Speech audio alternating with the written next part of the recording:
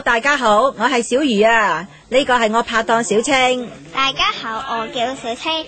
今日故事嘅題目係開學的第3天。早晨啊，小青。早晨啊。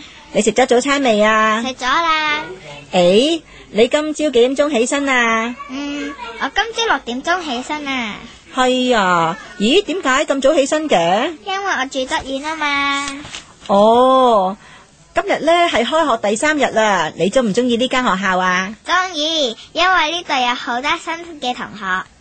叮叮叮叮叮叮叮叮，哎呀，上堂啦，我哋要快啲返課室啦。好啊，因為我好想快啲上堂啊。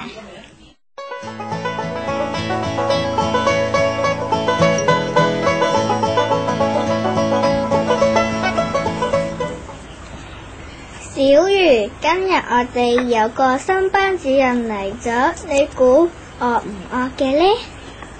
唔知呢。做我哋班主任喎，你唔想知咩？